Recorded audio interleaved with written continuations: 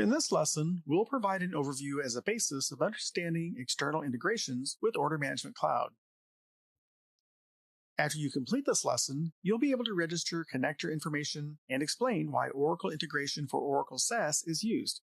You'll also be able to create external interface routing rules and associate business event trigger points. Finally, you'll be able to explain the role of the fulfill order and custom task types.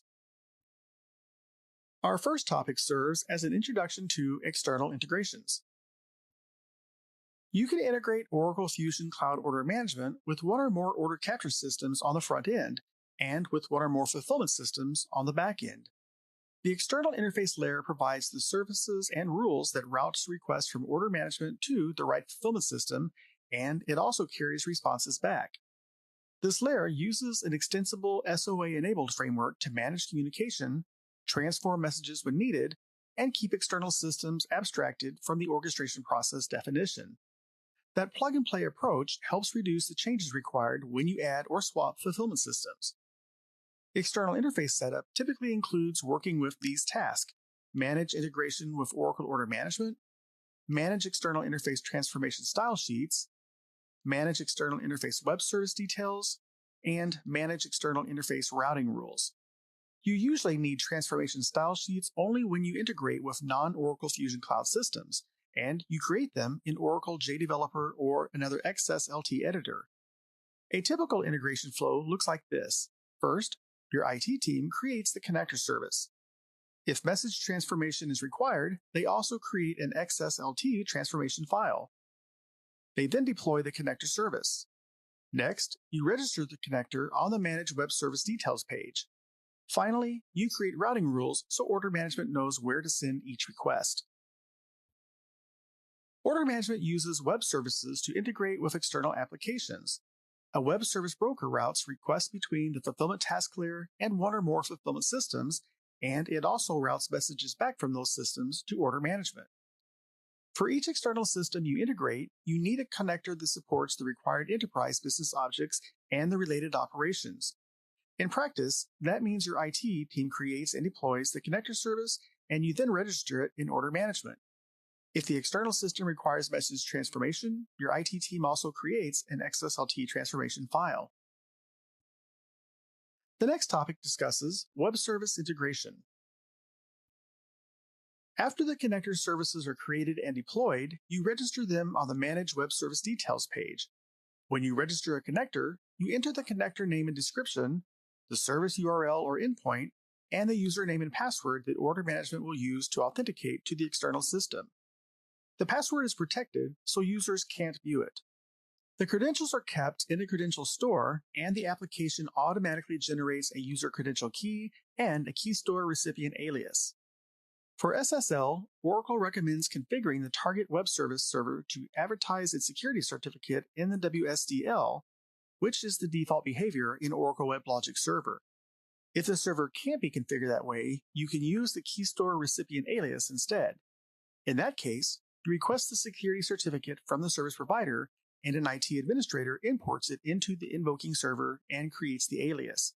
You then register that alias with the connector, and it applies to all services provided by that target system. Some of these values typically come from your IT team, so plan to coordinate with them during setup. The next topic addresses Oracle integration for Oracle Software as a Service. Oracle integration provides a drag-and-drop interface that streamlines integrations and can make it easier for less technical users to build business flows. You can integrate any number of channel systems with order management, and you can also set up email notifications based on order status events. The Order Information Service helps you build flows to retrieve complete order details, and it can also be used to evaluate whether an order can be changed before you accept the change. The Order Status Updated event lets you subscribe to business event notifications from order management. It supports a single web service endpoint to receive both header and line status change notifications. The Sales Order Notification event alerts subscribers when something significant happens on a sales order. This can include header or line status changes, attribute changes, fulfillment line splits, or exceptions such as jeopardies or holds. The Order Fulfillment Response Service receives acknowledgments and responses from fulfillment systems after order management sends an order fulfillment request. Continuing with our agenda, we'll now explain external interface routing rules.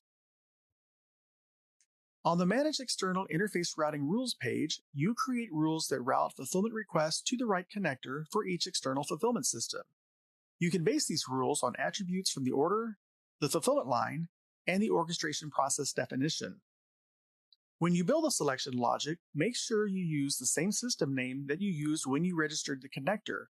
You can create and update the routing rules on the Routing Rules page, and the rules are executed by the Oracle Business Rules engine. If you are integrating only with Oracle Fusion Cloud applications, you typically don't need extra routing setup. In that case, the web service details for Oracle Fusion Cloud connectors are already seeded, and there are seeded routing rules that direct fulfillment requests to the appropriate Fusion Cloud connectors. Here are two examples of external interface routing rules. In the first example, the task type drives the routing decision. If an order is ready for shipping, you want the request to go to your shipping execution system. To do that, you create a rule that says, if the task type code is shipment, then route the request to the ABC Shipping System connector. In the second example, a customer attribute drives the routing decision. If your company uses two different invoicing systems, you might want only system ABC to invoice Widget Company.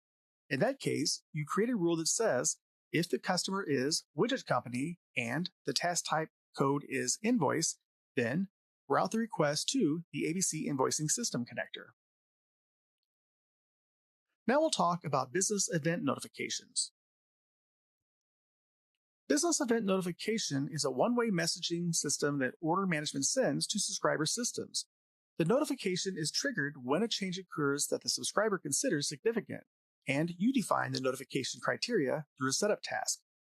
For integrations with order management, you typically use web service for both upstream systems, such as order capture channels, and downstream systems, such as fulfillment applications. In addition, you can use business event notification as a broadcast pattern, where order management publishes events and interested systems subscribe to them. Order management includes a predefined set of business events that represent key occurrences in the order-to-fulfillment flow. As part of your implementation, you decide which events matter for your functional and business requirements, and then you enable and subscribe to those events as needed. The diagram on the slide shows order management sending event notifications to order channel systems, as well as to Oracle Inventory and Oracle Shipping. You use the Manage Business Events Trigger Point setup task to control business event notifications. From a preset list, you select which event should be raised at runtime, and for some events, you can define more specific criteria. You also associate the connectors you already registered using Manage External Interface Web Service Details task. At runtime, this setup determines whether an event is raised and which connectors are notified when the event is raised. There are a few important setup guidelines. You should use only one trigger point to publish events to Oracle integration. You should use a connector only when you need to send an event to a destination that is not in Oracle integration, and you should also verify that the value you enter in the connector URL attribute is correct. Order management provides several business events that you can subscribe to depending on what your downstream or upstream system needs. The Change Order Compensation Complete event tells subscribers when change order processing is finished, and it also reports errors if the change fails. The Fulfillment Line Status Update event is driven by your status rule set, where you select Notify External Systems for the fulfillment line status values you want to publish. The Fulfillment Line Closed event notifies subscribers when a fulfillment line is closed, which can be useful for systems such as inventory and costing. The Hold event is raised when a hold is applied at the order or line level. The Jeopardy event is raised when planning changes the Jeopardy priority to a value you've enabled. The Order Attribute Update event is raised when select fulfillment line or line detail attributes, including extensible flex fields, change. The Order Header Status Update event is raised when the order reaches specific header statuses such as canceled, partially closed, or closed. The Split event is raised when a fulfillment line is split, for example, due to a partial shipment. For each event, you associate the relevant connectors using Manage Connector Details based on the connector records you registered in Manage External Interface Web Service Details. At runtime, Order management monitors the event conditions and, when they're met, it sends notifications to the endpoint URL for each associated connector. For example, if you enable notifications for the shipped fulfillment line status, order management calls the connectors tied to fulfillment line status update whenever a line reaches shipped. Next, we'll talk about the Fulfill Order Task Layer. The Fulfill Order Task Layer is a set of services that supports integration between order management and an ERP fulfillment system. It can bundle multiple fulfillment actions into a single request. It also sends updates to the fulfillment system whenever order management accepts a change order that impacts fulfillment. The fulfillment system can return interim and final status updates back to order management. Keep in mind that the Fulfill Order service doesn't return an immediate reply in all cases. Instead, the related fulfillment activity runs. This task layer can also send requests that modify a sales order that resides in order management, so the fulfillment system can act on the latest order details. The Fulfill Order task layer supports common request types, including create, update, place hold, release hold, update status, and cancel. Our final topic explores the custom task layer. The custom task layer is a web service wrapper you can use to introduce a new task type while preserving in order management.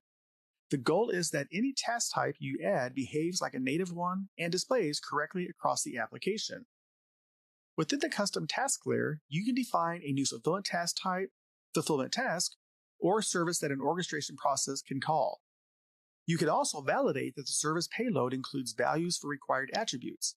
In addition, you can add processing logic to outbound requests and inbound replies for actions supported by the custom task layer. For example, you might default data onto the outbound request, validate key fields, or interpret response messages from the fulfillment system that could require additional handling, such as split processing. You can also specify which transaction data order management based on the result of the external service call, including updates to the transaction tables that order management uses. Here's a practical example. If your company offers gift wrapping, you might create a task type called gift wrapping, with services that include send a gift wrapping and wait for gift wrapping.